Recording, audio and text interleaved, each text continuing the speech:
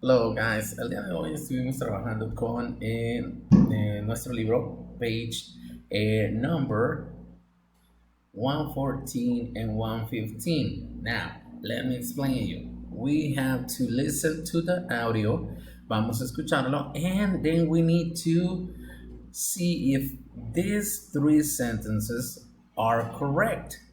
Number one, dice, starfish live on the beach.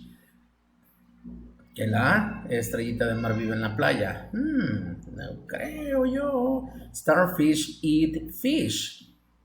I didn't know that. Starfish live for 10 years.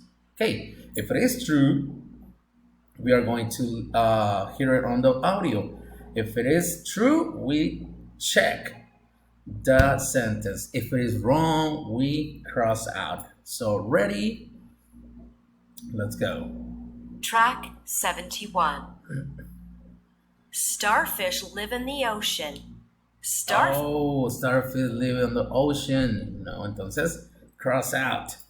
Starfish eat fish.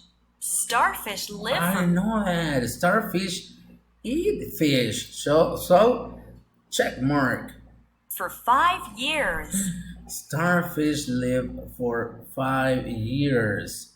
Entonces, that one is incorrect. Cross out. Starfish don't live for 10 years. They live for 5 years. Okay?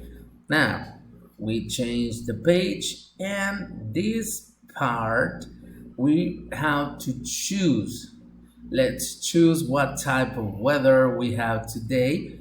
¿Cuál es? Sunny, cold, or windy. Y coloreamos. Let's color which one you think that it feels like today. Then, at the bottom, aquí abajito, let's draw yourself and the weather. Vamos a dibujarnos nosotros mismos en ese clima. Ok, so en el clima que ustedes escojan.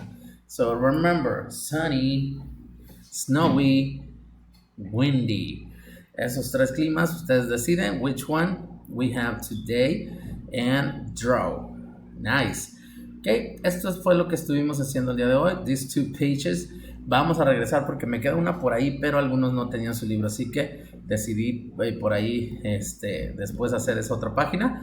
La estaremos haciendo el Monday y pues bueno, que tengan buen fin de semana. Have a great weekend. See you later, guys. Bye bye.